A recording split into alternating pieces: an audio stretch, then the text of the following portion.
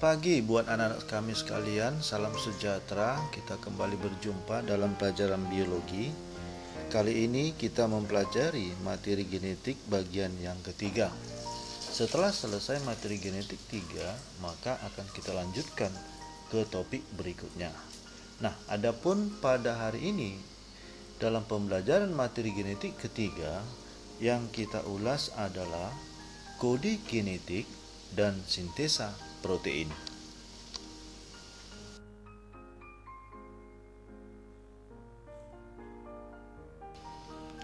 Kode genetik. Kode genetik berupa susunan atas 3 basa nitrogen yang dikenal dengan triplet dari RNA duta atau RNA messenger yang dikenal dengan kodon. Mengapa dari RNA? Karena RNA duta adalah hasil dari transkripsi DNA yang akan membawa kode-kode genetik untuk diterjemahkan menjadi asam amino sebagai bahan protein. Kombinasi dari basa nitrogen adenin, guanin, sitosin, dan urasil membentuk triplet adalah 4/3, yaitu 64 macam kemungkinanlah kode genetik yang terbentuk. Kita mengetahui bahwa jumlah asam amino di alam sebanyak 20 macam. Sehingga umumnya satu asam amino bisa lebih dari satu kode-kode genetik.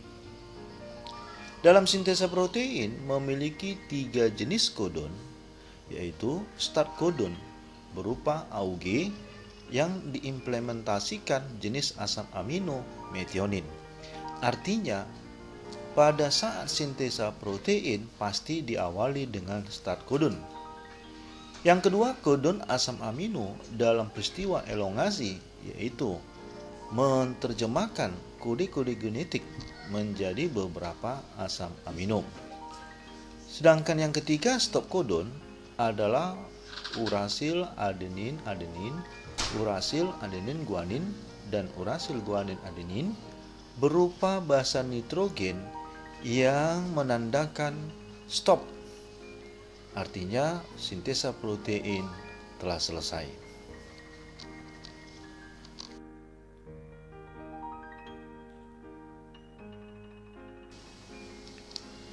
Perhatikanlah tabel kode genetik, yaitu kombinasi 4 macam basa nitrogen RNA untuk menjadi triplet. Perhatikan basa pertama, basa kedua, dan basa ketiga. Hasil kombinasinya adalah, kita ambil contoh, GGG, GGA, GGC, dan GGU adalah kode genetik glisin. Berikutnya, GAG, GAA adalah kombinasi basa nitrogen, yaitu jenis asam amino glutamin. Nah, begitulah cara membaca kode genetik untuk jenis asam amino. Artinya, perhatikan, ternyata satu asam amino lebih dari satu kode genetik.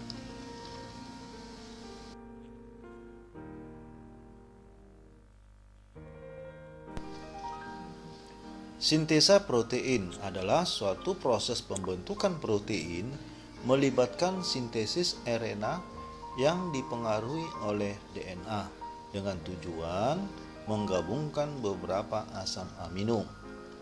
Sintesa protein ini berlangsung dalam inti sel dan ribosom. Bahan baku untuk membentuk protein yaitu asam amino sebanyak 20 jenis yang berada di alam. Jenis asam amino ditentukan oleh DNA melalui proses transkripsi.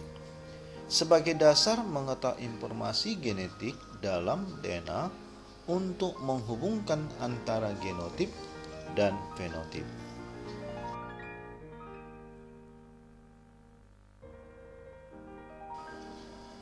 Mekanisme sintesa protein. Sintesa protein adalah proses pembentukan protein dari asam amino yang telah terbentuk melalui proses transkripsi dan translasi.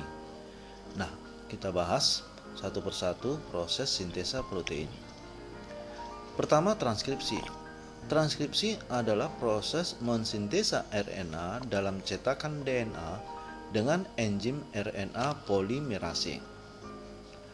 Dalam transkripsi ini meliputi 3 tahap. Yang pertama atau yang A, inisiasi atau permulaan, di mana RNA polimerase berupa enzim menempel pada DNA sebagai promoter.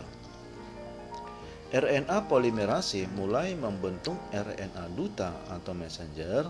Inilah yang dikenal dengan start point.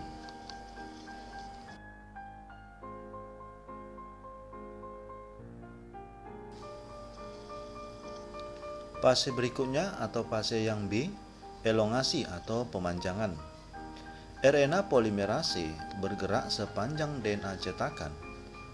Akhirnya RNA duta atau messenger mulai terbentuk dan RNA polimerase menambahkan nukleotida ke ujung 3 aksen pada RNA, sehingga konsepnya dari pangkal 5 aksen menuju ujungnya 3 aksen. Yang C atau fase terminasi atau fase pengakhiran. Transkripsi terhenti bila RNA polimerase berada pada DNA terminator. DNA kembali menutup dan RNA duta atau messenger terlepas dari DNA dan siap keluar dari inti sel menuju sitoplasma dengan membawa kode-kode genetik.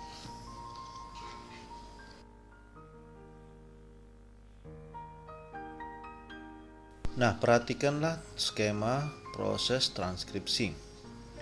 Seutas rantai DNA pada saat melakukan transkripsi melibatkan RNA polimerase. Masuknya RNA polimerase merupakan titik awal atau promoter yang akan menuju ke sepanjang DNA, yaitu terminator. Ada 3 tahap yang terjadi pada tahap transkripsi, yaitu inisiasi. Keberadaan RNA polimerase menyebabkan DNA terbuka. Di saat itulah RNA mulai terbentuk. Bergeraknya RNA polimerase pada saat elongasi, maka semakin panjanglah RNA yang terbentuk dari DNA. Dan akhirnya selesai terbentuk RNA duta, maka RNA polimerase akan melepaskan diri.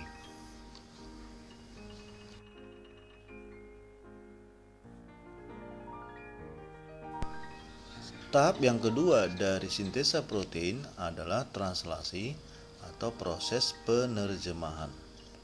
Dalam peristiwa translasi ini terjadi sintesa polipeptida berdasarkan kode genetik dari RNA duta yang keluar dari inti sel melalui proses transkripsi. Kode-kode genetik ini akan diterjemahkan oleh RNA-T di dalam ribosom sehingga terbentuklah susunan asam amino dan membentuk polipeptida. Meliputi 3 tahap. Yang pertama, inisiasi atau fase awal, di mana subunit kecil ribosom berikatan dengan RNA duta mulai dari ujung 5 aksen menuju ke 3 aksen. Diawali dari kodon atau AUG yang dikenal dengan start kodon, berarti membentuk asam amino jenis methionine.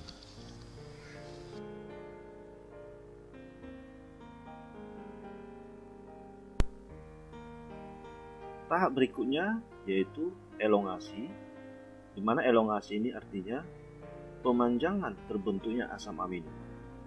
Asam amino ditambahkan satu persatu pada asam amino pertama sehingga terbentuk rantai polipeptida. Tahap yang C atau terminasi yaitu fase akhir. Setelah elongasi terbentuk, maka akan berakhir setelah bertemu stop kodon berupa UAA, UAG, dan UGA. Akhirnya polipeptida dilepaskan dari ribosom.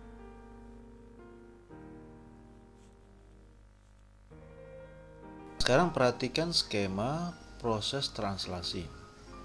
Melibatkan dua jenis ribosom, yaitu ribosom berukuran besar dan ribosom berukuran kecil. Pada saat RNA duta memasuki ribosom, perlu kita ketahui pada ribosom berukuran kecil ada 3 sisi, yaitu sisi A, sisi B, dan sisi E. Saat RNA T baru masuk, yaitu ke bagian sisi A, maka dia akan bergerak ke sisi P. Nah, di sisi P akan mengikat asam amino yang sebelumnya sudah masuk RNA-T, dan RNA-T tersebut akan keluar.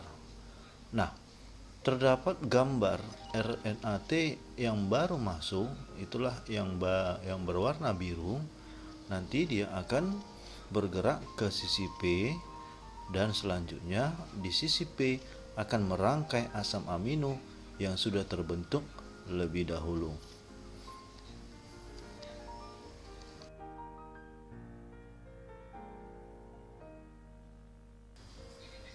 Nah, untuk lebih jelasnya, perhatikanlah video berikut tentang sintesa protein.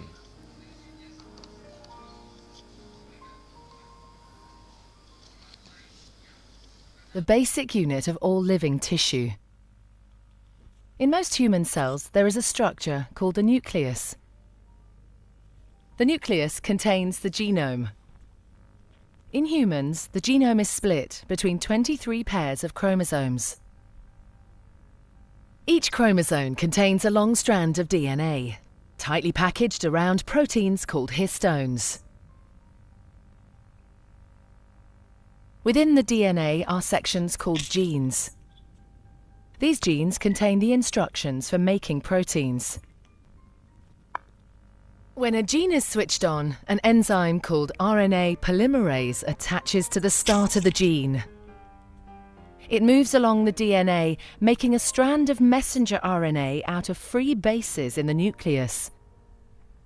The DNA code determines the order in which the free bases are added to the messenger RNA. This process is called transcription.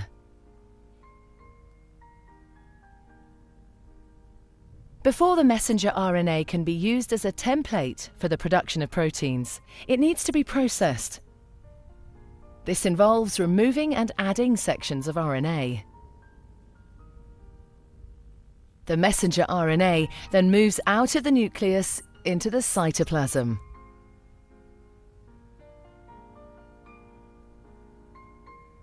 Protein factories in the cytoplasm, called ribosomes, bind to the messenger RNA.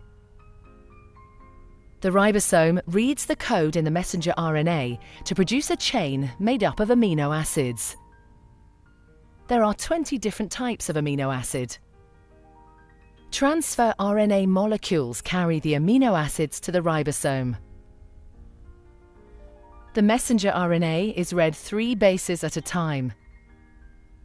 As each triplet is read, a transfer RNA delivers the corresponding amino acid. This is added to a growing chain of amino acids. Once the last amino acid has been added, the chain folds into a complex 3D shape to form the protein.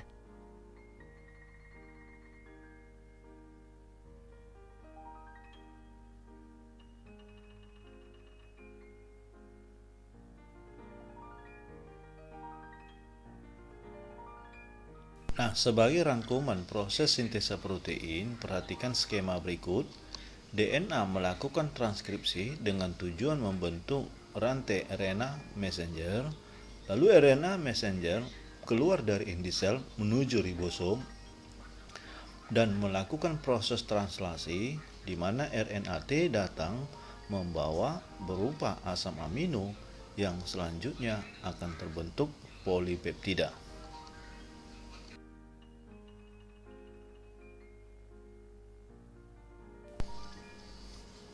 Bagaimanakah perbedaan sintesa protein sel eukariotik dengan sel prokariotik? Kita mengetahui perbedaan sel eukariotik dengan sel prokariotik dari keberadaan inti selnya. Sel eukariotik memiliki inti sel, sedangkan sel prokariotik tidak memiliki inti sel. Artinya, DNA prokariotik berada pada sitoplasma, sedangkan DNA sel eukariotik berada di dalam inti sel. Nah, sekarang perhatikan gambar. Gambar A adalah proses transkripsi dan translasi sel prokariotik. Gambar B, proses transkripsi dan translasi sel eukariotik. Nah, lihatlah perbedaannya. Pada proses transkripsi dan translasi sel prokariotik, di mana DNA yang berada di dalam sitoplasma langsung membentuk messenger RNA melalui peristiwa transkripsi dan selanjutnya melakukan translasi di ribosom. Artinya, proses transkripsi dan translasi sama berada di daerah sitoplasma. Sedangkan sel eukariotik, proses transkripsinya berlangsung di dalam inti sel, selanjutnya akan membentuk pra-messenger RNA dan disempurnakan oleh enzim menjadi messenger RNA, dan messenger RNA ini akan keluar dari inti sel menuju ke ribosom untuk melakukan translasi. Artinya, proses transkripsi berlangsung di dalam inti sel, sedangkan translasi berlangsung di sitoplasma.